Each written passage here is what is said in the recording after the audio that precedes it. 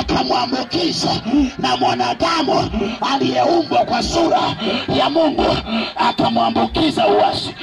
Alafu unafikiri hayo ndio maisha mwanadamu? Hayo sio maisha ambayo Mungu alimuumba nayo mwanadamu. Mungu alimuumba mwanadamu ili awe baraka duniani,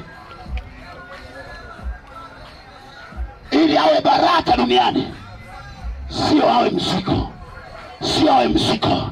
Tambua thamani yako leo mwanadamu. Tambua thamani yako leo. Tambua thamani yako leo. Wewe ni wa thamani kuliko unavyojua. Usipojua thamani yako, shetani atakuchezea.